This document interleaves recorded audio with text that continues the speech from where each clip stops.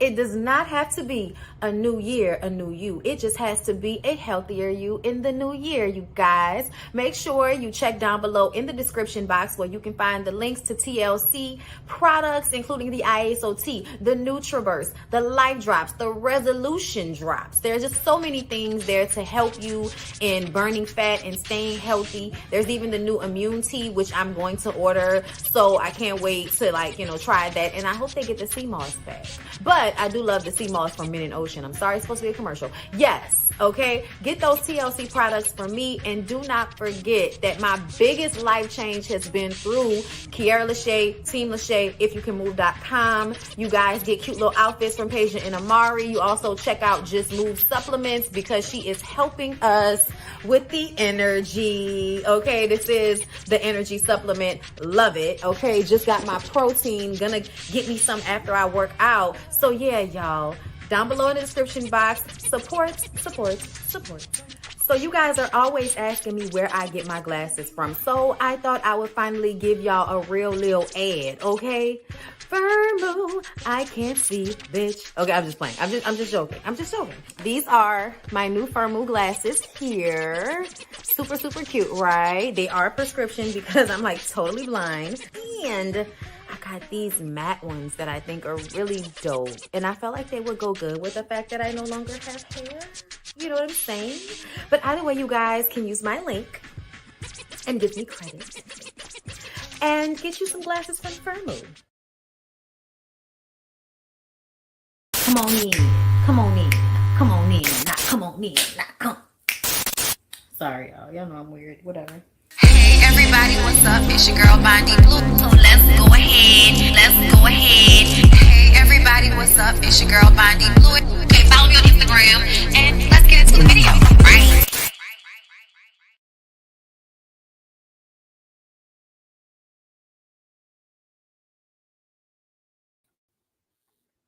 Hey everybody, what's up? Happy Monday.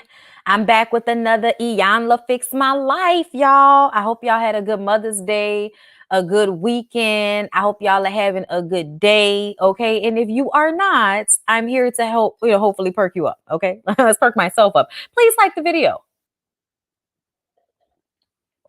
Child, this episode of Iyanla was good.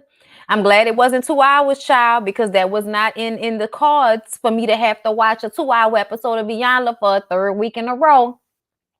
So I appreciate the fact that this episode was only an hour, but I thoroughly enjoyed this episode because there were so many identifiable situations. First of all, everybody's going through the pandemic. Okay, this is a family where the mother and father, have their grown children living in the house with them because of the pandemic. Okay, so you have your 32-year-old all the way to the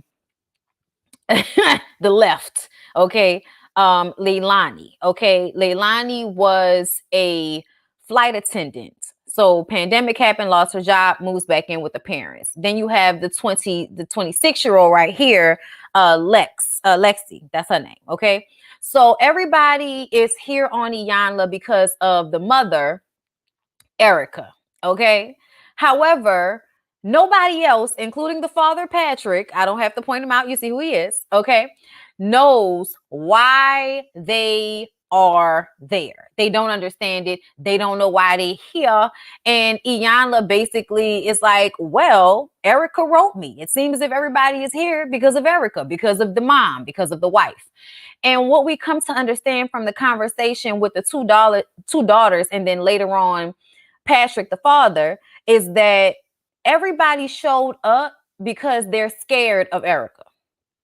Child, they scared Erica gonna curse them out, stop talking to them, withhold love, withhold words, just withhold period, which Iyanla feels like is a violent action towards, family members or people that you love, that you will withhold love or withhold affection or conversation from them.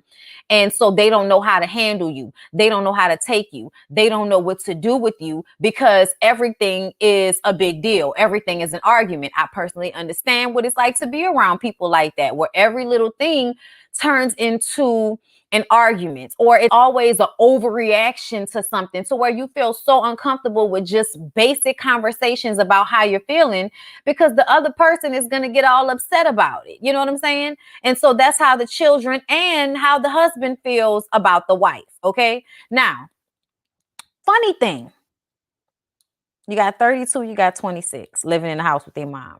Everybody's an alcoholic. They didn't want to call it that. They wanted to just say they had a drinking problem. But to me, y'all, I want to be clear. Y'all don't know if you don't know. Okay. I'm from New Orleans. I'm born and raised here.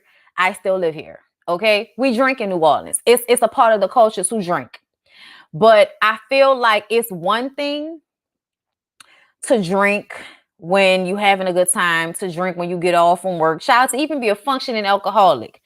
All of that. But I think it takes it to another level when people are drunk in the morning, when they have to either drink in the morning or they're still so drunk from the night before that their alcohol level is still high. That says alcoholic to me in a serious way. Okay. So when we find out that everybody drinks, but the two daughters showed up to the house with, a .22, which is highly impaired for the 26-year-old, who we also found out smashed her car and messed up her tires and all of that because she was so drunk. Thank God nobody got hurt. But she's been out here drunk driving. So she really has a problem. Y'all are just lucky that nobody has locked her up. Okay, because they'll do that to you. They'll lock your ass up for drunk driving. Okay. And Leilani, the oldest, had a .6.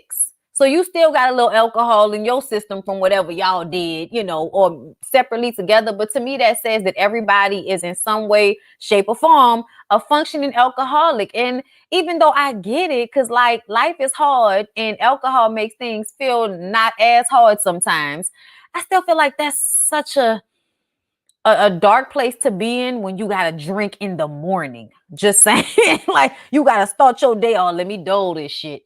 Okay. Because even like waking and baking is not like that. Like I feel like there's a difference between like smoking weed and being drunk to me. Like I feel like you can still be high functioning depending on what type of, marijuana you partake in. Okay. But you can still function like highly functional off marijuana. Alcohol, on the other hand, I do not feel the same way. I'm sorry. Don't operate heavy machinery, bitch. Don't operate yourself if you can't, because alcohol makes you feel heavy.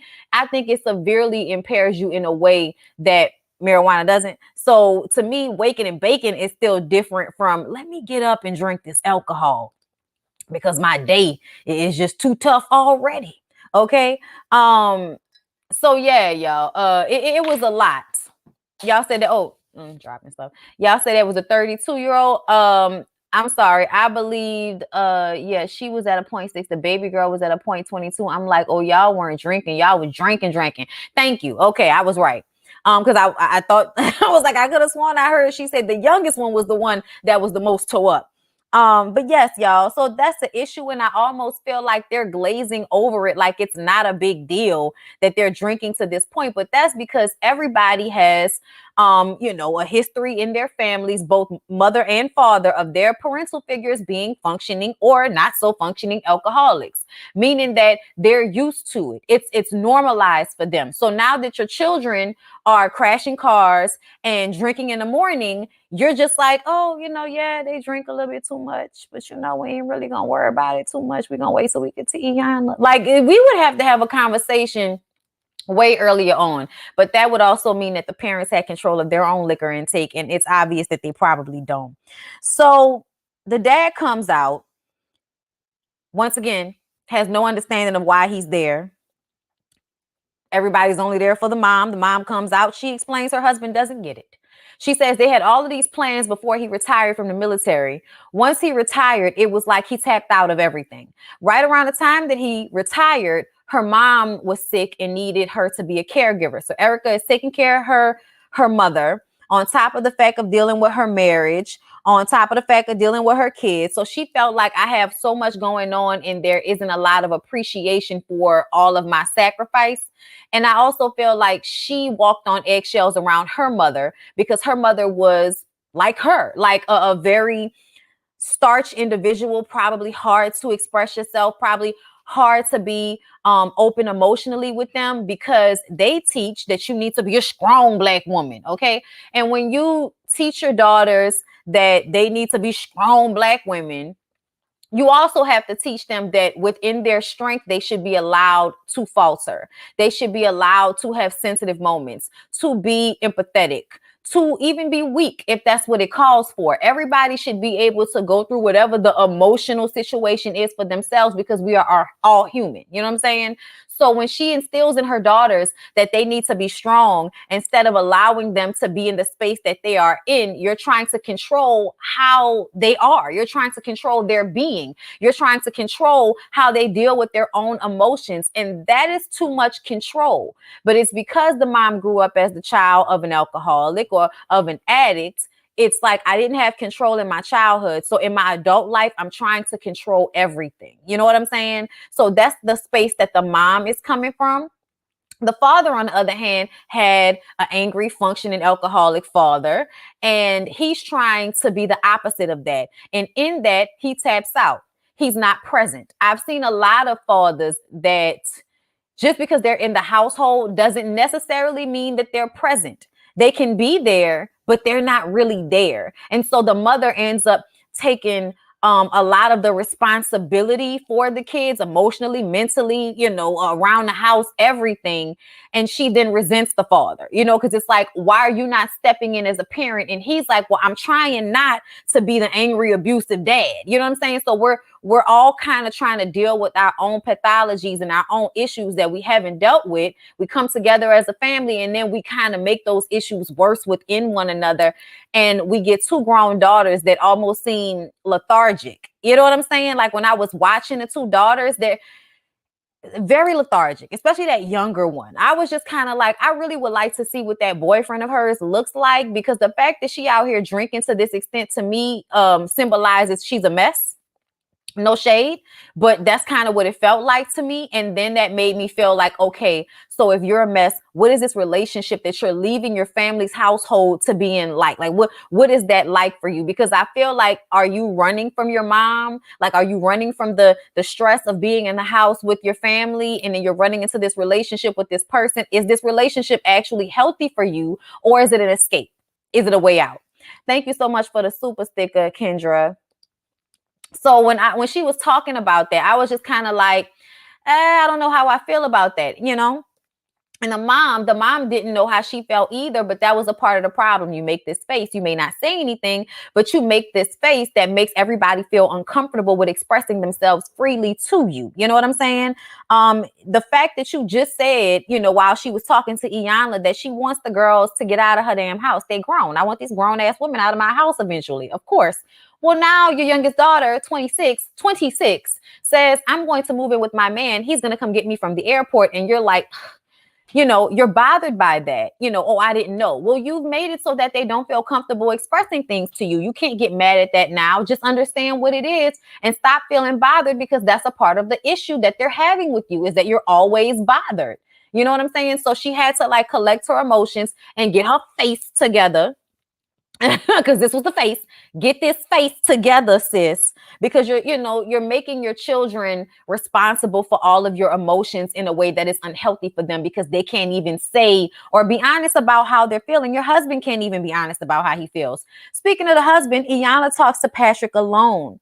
And he said something that rings very true in my own family, where you can't even have a conversation or say something without somebody perceiving it as disrespect.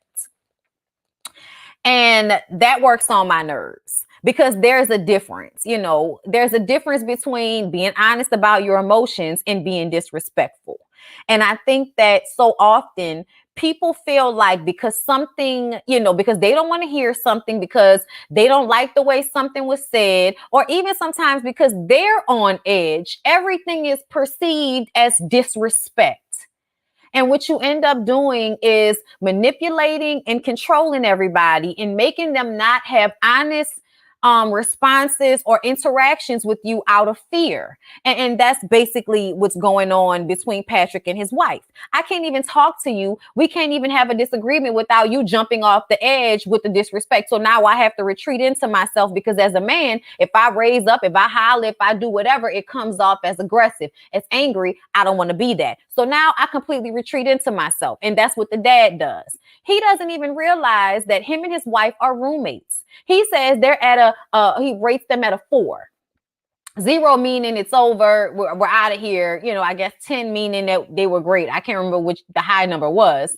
But ultimately, he is unaware of where his wife is in a situation. Roommates, tapped out. Him, I'm not really ready to leave. It's a 4. We can work on it. I don't want to go anywhere. You don't even know what's going on here.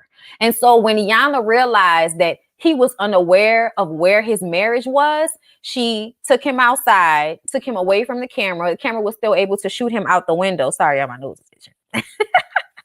And I want y'all to think I'm digging in my nose with my nose itch. All right. But anyway, so we see her tell him, I can tell that you're caught off guard, and I do not want to affect your manhood or make you feel a way by making you cry on camera, because I can tell the emotion is there. So I'm going to have them unmic you and take you back to your hotel room. I want you to spend the night by yourself, understanding where you are, your emotions, get yourself together. If you need any help, you can reach out to somebody. I don't want any of the other family members, specifically his wife, interacting with him in that time, so that he can understand where his own feelings are. So she sends him on his way to have that moment. I always love when she does that, because I feel like so often y'all want these men to cry and give up a piece of themselves that they aren't willing to give up. So in order to have them feel safe in the environment, we need to make sure that y'all are not feeling like we just, exploiting your emotions right now. Thank you, Nico. My heart broke for Erica. However, the youngest daughter reminded me of the little boy from 2 weeks ago with Queen Mother, just showing up to show up. For sure. I mean, but they said that. Thank you for the super chat. They said that they felt like they were just showing up because their mom wanted them to, so that they can keep the peace. I also felt like she showed up to tell her mom she was moving out in an environment where her mom couldn't overreact. That was another thing. Okay. But yes, so the oldest, Leilani, feels like she's the black sheep of the family. She doesn't speak up for herself, and Erica will ignore Leilani if she gets upset. And Iyanla explains that that is a form of emotional abuse. Iyanla talks to Erica about how withholding her emotions from her family is emotional abuse, and she doesn't see it that way. And she was like, well, that's what it is. I was just like, you don't have to see it that way. It's manipulative. It's emotional abuse. Okay. And we have to get Lexi to come in, and both her and Leilani to understand the space that their mother is coming from.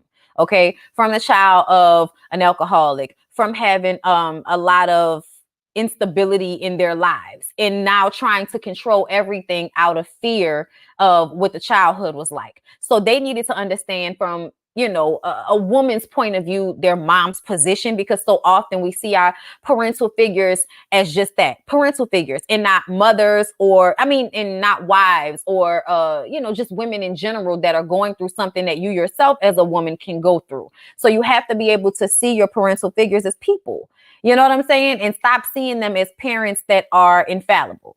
Y'all like the video?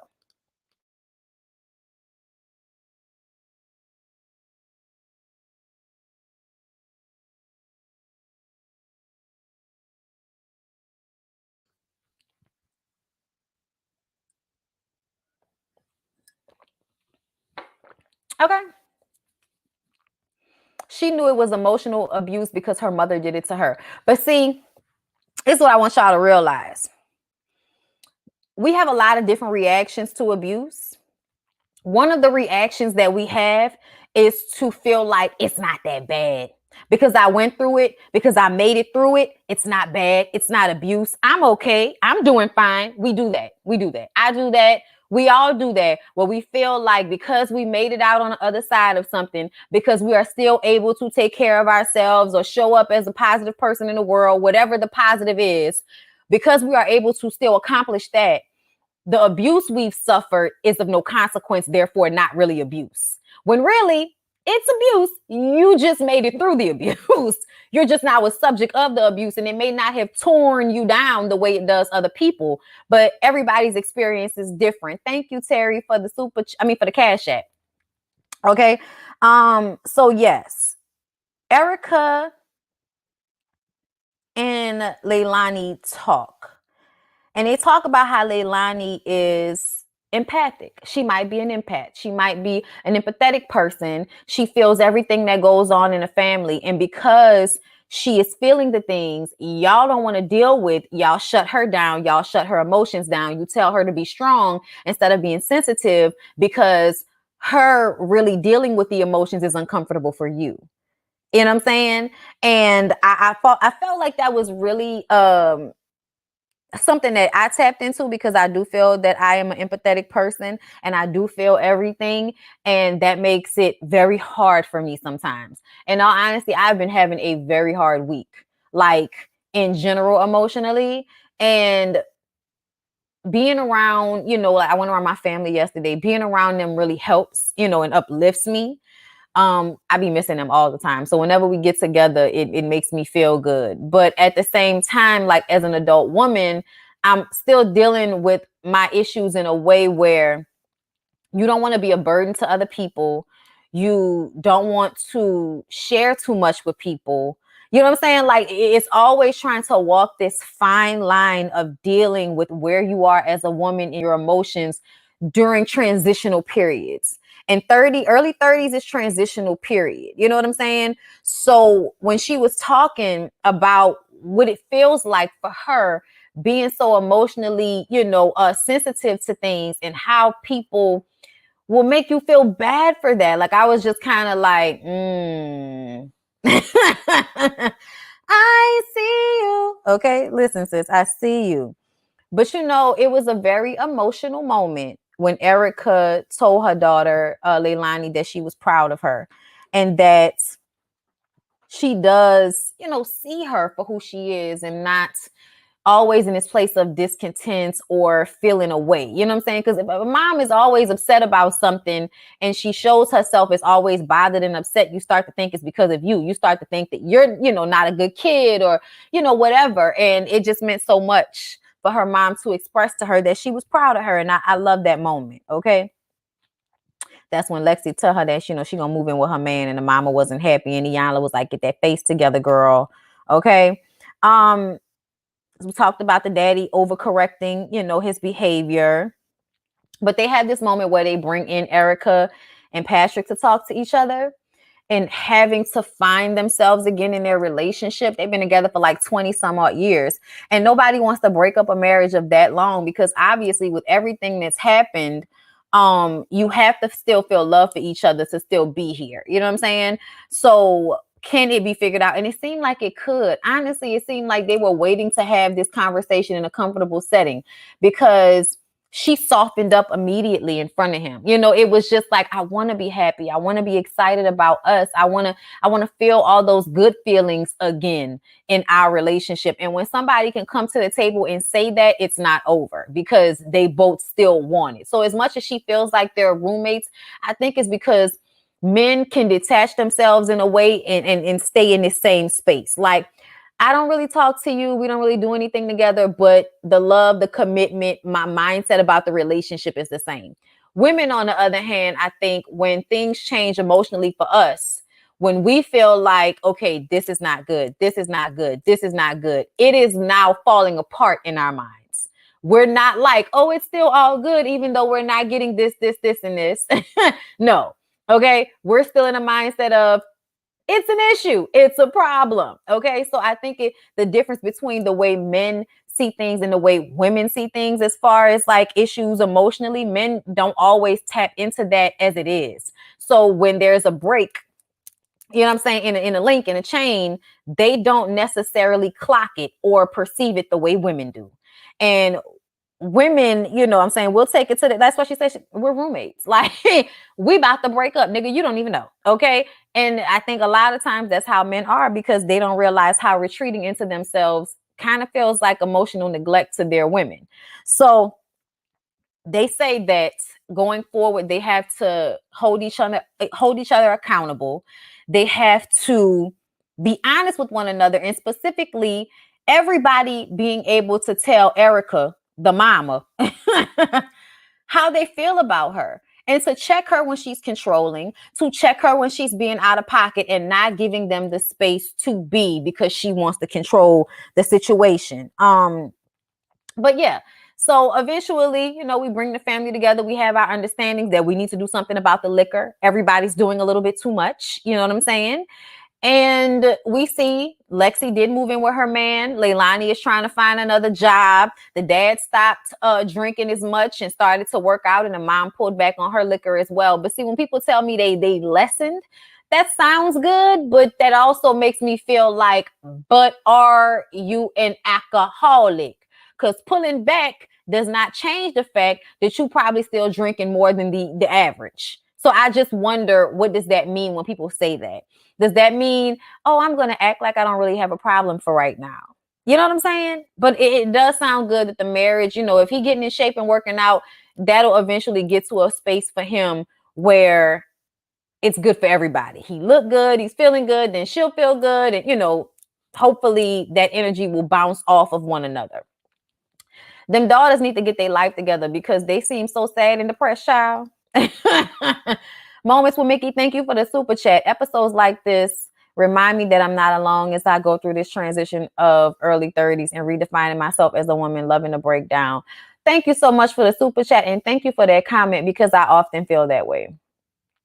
I often feel like this is such a transition or a weird period in my life, and you know, whereas with the career and the business and the house and marriage and trying to have kids and you know, all of those things, like it's just a lot of stuff that you go through, a lot of things that you're still trying to figure out about yourself, but then you know, understanding about yourself in a way that you didn't before. So it's definitely a transitional period. And when Iyanla said to Leilani earlier on in the episode, you are 8 years away from 40, that's an important time in a woman's life, especially a Black woman. I was just kind of like, damn, put the weight on it that it deserves, because that's what it feels. That's what it feels like. It feels heavy. It feels like almost 40 means I need to almost have this shit figured out. Okay, because everybody says by the time they got to 40, bitch, they shit was figured out a little bit more. I need this shit to be figured out. Okay, because if it's not, what am I doing? You know what I'm saying? So I definitely love Iyanla, and I'm going to miss her when she's gone, because it's like, where else are we going to have these types of conversations? Where else are we going to have this type of scenario play out in a way that someone can answer, you know, in the way that it needs to be answered? You know what I'm saying? Like, the situation needs to play out in order for Iyanla to touch on these separate things that people are going through all at once, that kind of make the culmination of issues that you might come to her with. And I don't know other shows that will lay things out in this way. You know what I'm saying? That will give us what we need, and even the little bit of tools that we get, because I feel like there's so much utilization of tools and different therapies that probably are used with Iyanla that we don't get to see on the show. So it definitely makes me feel like, you know, I've always been an Iyanla book reader. Like, I have books from Iyanla ever since I was 15 years old. So I'm definitely going to be more in tuned in what she's writing and the other things that she may come out with, because I think there's she talked about in a Breakfast Club something she's about to start doing where it teaches you like traditional African ways of dealing with letting go of energies and stuff like that.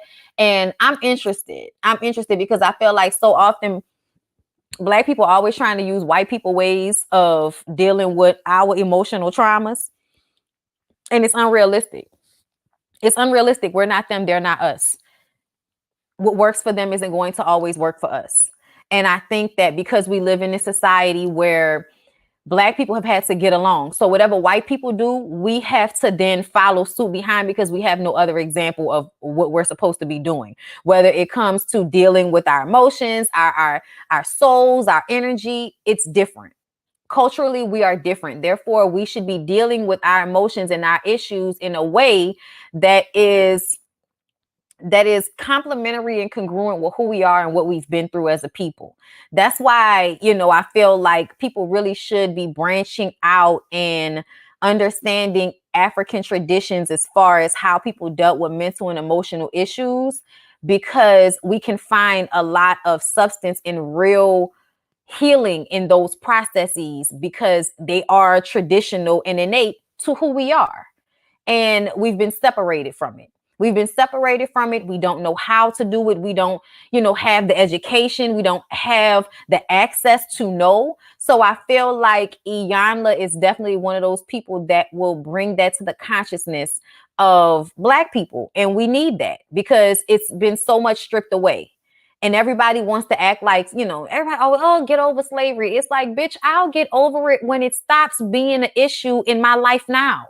Like, the fact that I have no idea where my family comes from, or I don't have any idea what traditions that we would have partaken in prior to being, captured and brought here. Like, that is definitely a blank spot in most African American people's lives. Like, it is almost just as big as not knowing who a parent is, or, or not really knowing where you come from to an extent, because you don't know how to deal with certain things. You've only been taught how to go along and get along and keep going and keep pushing. And I think that it is something we should all be looking into.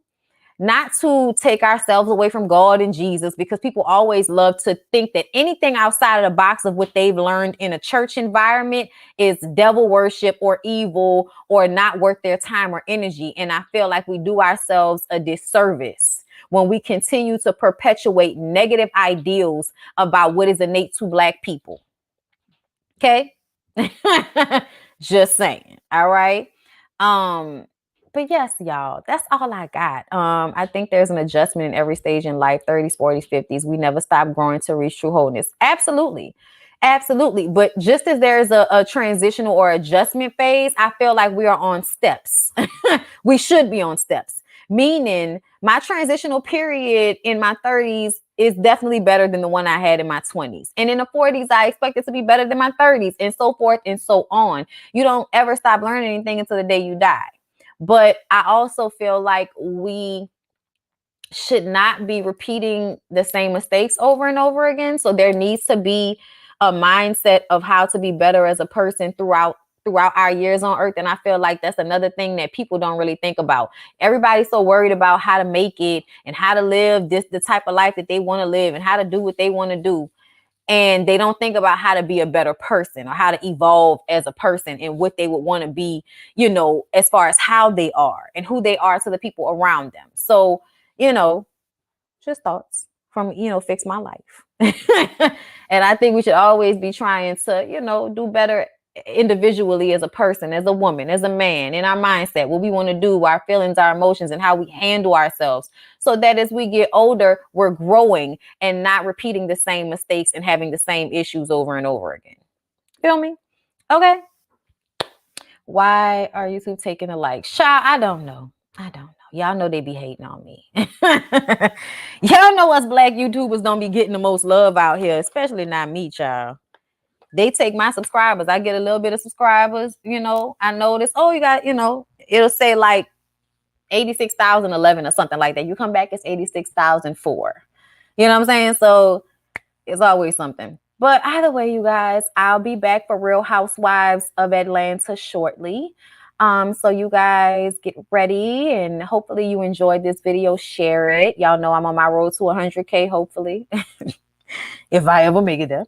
But please Don't forget, like, comment, subscribe, share, and I will see y'all in the next one, which will be shortly.